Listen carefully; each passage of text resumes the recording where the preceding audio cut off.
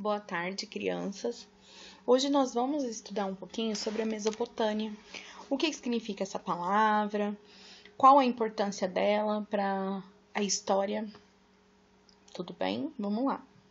Agora nós vamos entender uma região um pouquinho maior. Olha só essa meia-lua aqui que formou-se no desenho.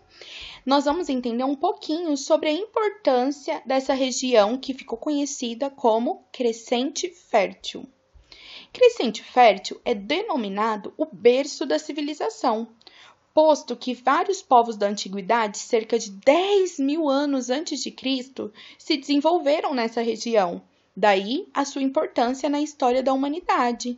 Ou seja, pessoal, desde que o homem passou de ser coletor, nômade, mudar de um lugar para o outro e passou a ser sedentário, ou seja, passou a se estabelecer em um local, principalmente próximos a rios, começou a desenvolver a agricultura, a pecuária, que é a criação de animais. Então, essa crescente fértil aqui foi marcada com a chegada dos homens que começaram a ficar fixos no mesmo local e a criar civilizações, cidades, tá bom? Abriga grandes rios, tal qual o Nilo, o Tigre, Eufrates e o Jordão. Todos eles tornaram a agricultura o principal meio de sustento das primeiras grandes civilizações da Antiguidade Oriental. Lembra que antes o homem pré-histórico ele dependia das mudanças climáticas, da estiagem, ou seja, ele precisava caçar, ele precisava coletar o seu alimento. Então, ele tinha um estilo de vida nômade. Ele se mudava de um lugar para o outro em busca de seu alimento. Tá certo?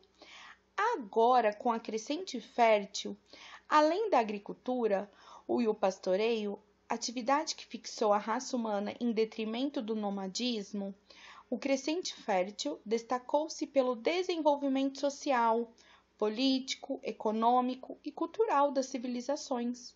Aos poucos, as relações sociais foram se tornando mais complexas.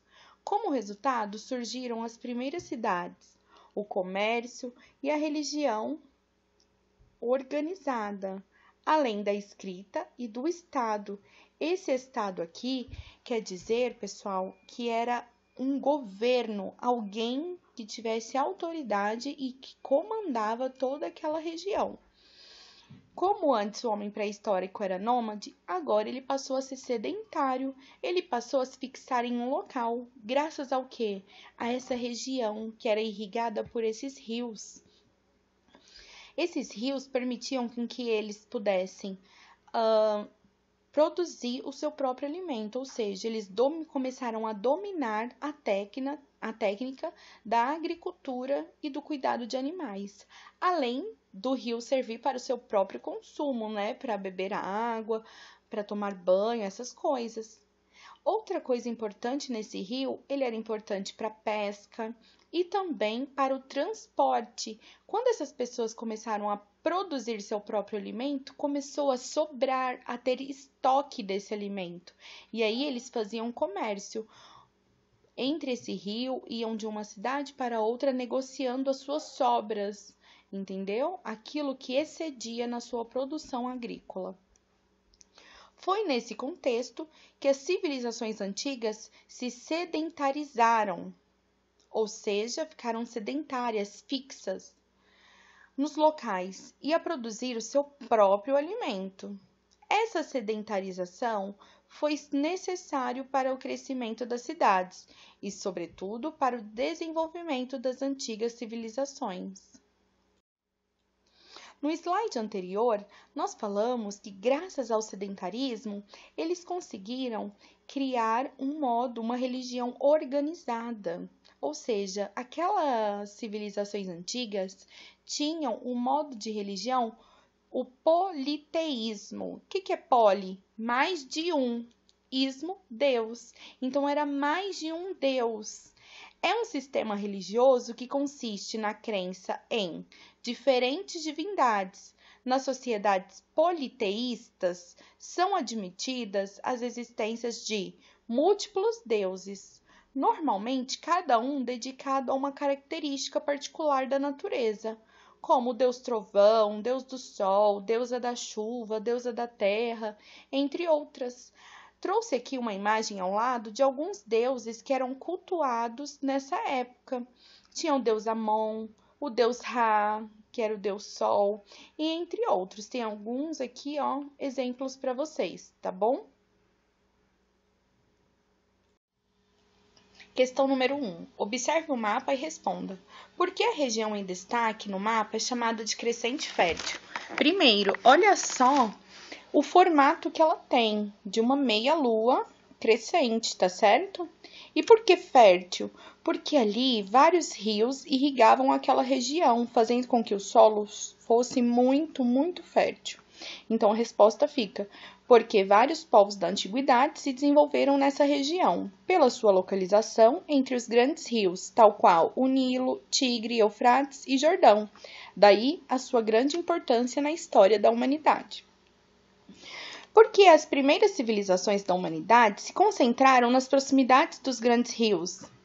Os rios tornaram a agricultura e o pastoreio o principal meio de sustento das primeiras grandes civilizações da antiguidade oriental, porque esses rios irrigavam as plantações, serviam como fonte de água para animais e para as pessoas, e principalmente permitiram com que elas ficassem fixas em uma única região. Então, elas poderiam plantar, colher, sem precisar sair mais para coletar, para procurar esses alimentos. Número 2. Leia com atenção as afirmativas a seguir, coloque verdadeiro ou falso.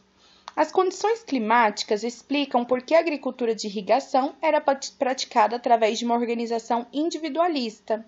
Não era individualista. Ali, na cidade, todo mundo se concentrava no trabalho de dominar aqueles rios para que fosse utilizado da melhor forma, tanto na irrigação quanto no consumo próprio, tudo bem? Essa primeira é falsa. Na economia da Mesopotâmia, as guerras e as disputas por terra eram frequentes, causadas pela irregularidade das cheias dos rios. Isso é verdade.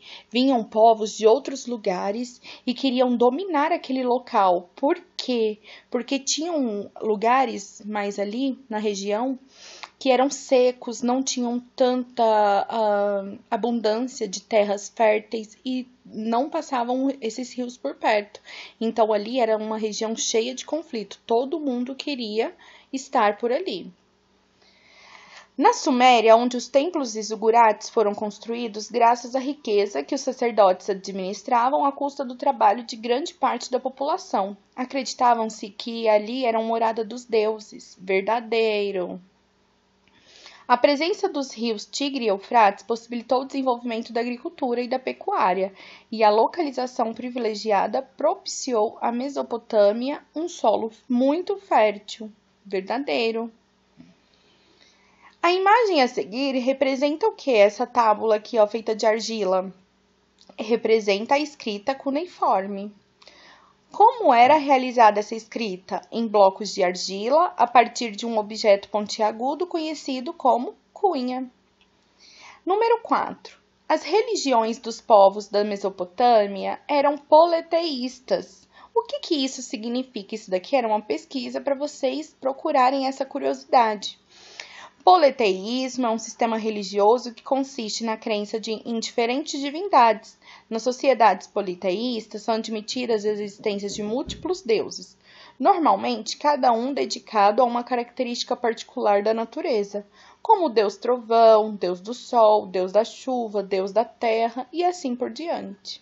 Tá certo? Corrija a sua lição. Qualquer dúvida, pode perguntar para a professora, tá bom?